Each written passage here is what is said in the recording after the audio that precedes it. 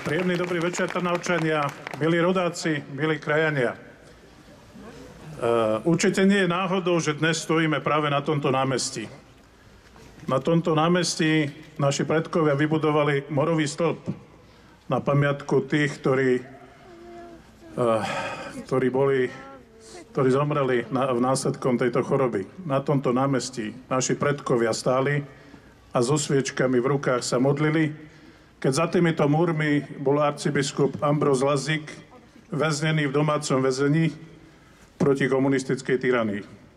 Na tomto námestí dneska stojíme pre mňa v obrovskom počte, aby sme povedali nie tyranie moci.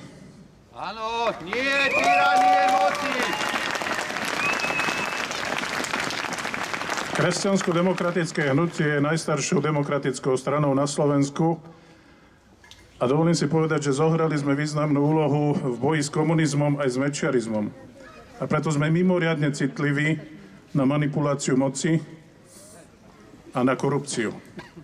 Špeciálna prokuratúra nie je iba na Slovensku, je aj v iných európskych štátoch, predovšetkým tých, ktorí majú problém s korupciou a s organizovaným zločinom. Myslíte, že Slovenska sa tieto neduhy netýkajú? Týkajú!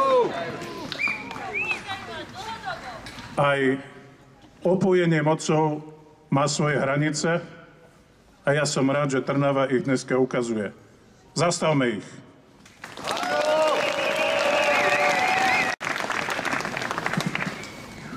Priatelia, okrem teda toho, že som podal to trestné oznámenie, vás zdravím ako Pócovi Dechtyčan, žijúci v Dunajskej Strede.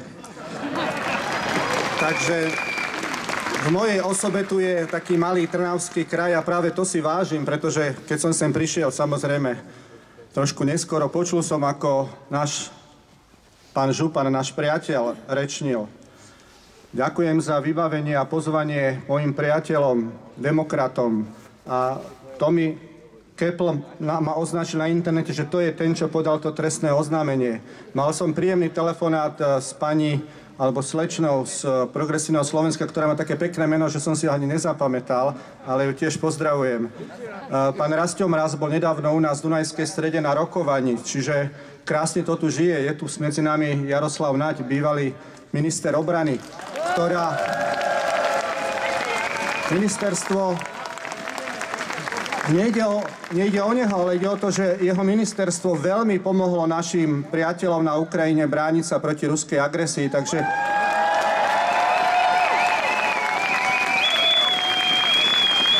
ja sa veľmi teším, ale povedali mi, aby som moc nevyprával, takže budem čítať z papiera ako teda povolaním historik. Dámy a páni, nedávno sme hovorili o hodnote občianskej statočnosti a význame demonštrácií, ktoré sú silným nástrojom demokratického života. Opakom občianskej angažovanosti, odvahy alebo statočnosti sú naša ľahostajnosť, lenivosť alebo zbabelosť. Dnes si verím udržujeme tú prvomenovanú hodnotovú úroveň a bude na nás, či a koľko na nej vydržíme. Z pohľadu historika by som chcel spomenúť a vyzdvihnúť demonštrácie napríklad Palachovho týždňa v Prahe v januári 89. O chvíľu budeme sláviť štvrťstoročie, ktoré boli práve dôkazom občianskej statočnosti, odvahy a nelahostajnosti, naviac preukazovanej v čase represálií tomu totalitného režimu. A ako občania sme sa tu v Trnave, pamätáte, pred pár rokmi stretli na demonštrácii proti neonacizmu. Dokázali sme slušne, ale jasne protestovať proti vzrastu tejto totality. I to je vzor úspešnej demonštrácie s dobrým cieľom. Nezabudnime a nezabudnite Trnavčania na ňu, ale nezabudnime aj na množstvo nevinných obetí fašizmu, nacizmu a komunizmu. Nezabudnime, že aj trnavská posádka odišla bojovať do SMP, že aj z Trnavy pochádza jeden z najznámejších odporcov a väzňov komunistického režimu Silvo Krčméry, že aj z Trnavského kraja pochádza podobný slovenský hrdina Anton Srholec, že aj v Trnavskom kraji vznikla maďarská nezávislá iniciatíva. Toto sú naše vzory dlhodobého, slušného a statočného odporu proti totalitným režimom. Dnes, po vyše 30 rokoch od kolapsu komunizmu, má táto lživá ideológia a totalitná prax stále svojich fanúšikov alebo hrozných vykonávateľov. Ruský komunistický neocár Putin s jeho likvidačnou politikou je symbolom, ako ťažko sa totalitné režimy vzdávajú moci. Fanúšik Červenej hviezdy, Kosáka a Kladiva či revolučných bláznov je zase nebezpečnou karikatúrou túžby po návrate takýchto praktík, ako akýsi slovenský pseudo Che Guevara. Nedovolme návrat a realizáciu takýchto myšlienok a praktík. Naše demonštrácie nech sú opakom, slušným a kultivovaným, ale rozhodným prejavom názoru alebo činom nesúhlasu.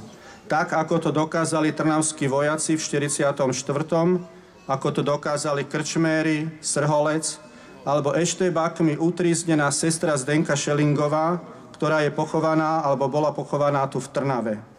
Títo ľudia sú základom našej demokratickej tradície. Na utrpení a krvi politických väzňov stojí naša demokracia a sloboda. Priatelia, apelujem preto na našu výdrž. Popri nej je ďalšou nevyhnutnosťou naša jednota. Nech je to jednota politických strán v Národnej rade i mimo nej, jednota silných i slabých, veľkých i malých, ktorým spolu záleží na ozajstnom spokojnom živote. Veľkí a silní nech pomôžu tým malým. A povedzme aj dnes nie pseudopolitike, ktorá je len pridanou nadprácou k vlastnému obohateniu, privilégiám, pocitu dôležitosti, ale najmä k moci a zabraňovaniu potrestania zločinov. Kšefty tzv. Našich ľudí a provízie z kšeftov do politických centrál, filozofia počtu nul v sume, krabice od šampanského, zlaté tehličky, zväzky bankoviek v alobale, bazény, polovnícke chaty, únosy vládnym lietadlom, súkromné nákupy štátnymi limuzínami, nešťastné úmrtia nesmú otráviť život na Slovensku. I to je úlohou našej občianskej angažovanosti.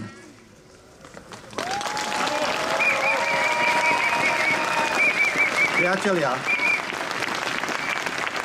v poslednej dobe často počujeme, že máme iný názor a to sme sľubovali pred voľbami a to si len plníme.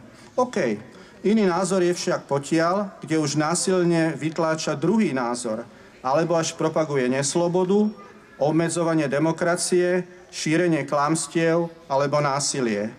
Aj Putin má iný názor na život, ako mali obete v Buči, ktoré odbachli so zviazanými rukami. Aj Remiáš mal iný názor, aj Gaulíder a Janko s Martinkom mali iné názory na ich život, keď si vybavovali svadbu a niekto vybavoval ich vraždu. Keď si pozerali na internete svadobné šaty a niekto si kontroloval náboje v zásobníku. Keď ich rodičia čakali na láskyplný telefonát a iní na potvrdzujúcu šifrovanú SMS-ku končiacu ikonou lebky. Kde boli štátne orgány, keď Ján Kuciak žiadal o ochranu? Čo robili štátne orgány, keď nechtiac zomierali iní ľudia? Majú takíto tiež politici morálne právo nám vládnuť a rozdávať rozumy? Toto je naša spoločná krajina. Toto je naša spoločná krajina, naša demokracia, ktorú si musíme chrániť práve občianskou angažovanosťou, hoci ďalšími demonštráciami, petíciami alebo hlasom vo voľbách. Reminiscencie na zlatý socík niekedy započujeme aj dnes. Napríklad, že by bolo fajn, ak by vládna garnitúra mala zo svojich radov aj prezidenta. To sú reči, ktoré musia vzbudzovať varovné signály. Zasa vláda jednej ideovej skupiny? Nie! To sme na Slovensku mali počas 6 rokov ľudáckeho režimu a 40 počas toho komunistického.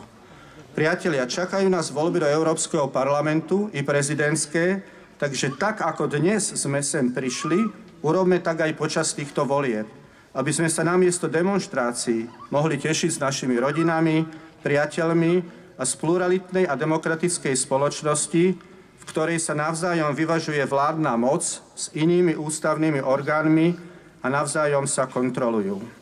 Záverom dovolte demonštrácie, petície, hojná účasť vo voľbách a hoci aj štrajková pohotovosť voči nešvárom nám, občanom, prinavrácajú česť, ktorú nám kradli totalitné režimy alebo vlády jednej strany a jednej pravdy. Zažili sme to pred, ale i po 89. Ale my už nie sme ako ovce alebo ako užitoční idioti, ktorí nosili hlúpe transparenty za voľno v práci a živánsku za 5 korún, alebo sa rozsyťovali, keď im bývali členovia komunistickej strany Československa na Medzinárodný deň žien rozdávali rudé karafiáty. Sme normálni, moderní občania Slovenska, ktoré patrí na západ, do latinskej civilizácie. Nemusíme sa obracať na ten dnes hrôzostrašný a smrť rozsievajúci východ. Naša tradícia je odvodená od vzdelancov Veľkej Moravy, Benediktínov, Bernolákovcov, Štúrovcov, Slovenského učeného tovarištva, ktoré vzniklo tu v Trnave, aj historickej Trnavskej univerzity. My nesmieme vyvolávať napätie, nenávisť a násilie. No nemusíme ani teatrálne usadzovať Krista na slovenský trón. Ten je kráľom aj bez svetských šašov.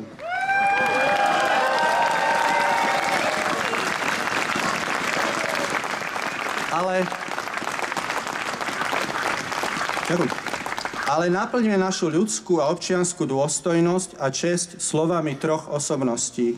Václava Havla, ktorý povedal: pravda a láska zvíťazí nad lžou a nenávisťou.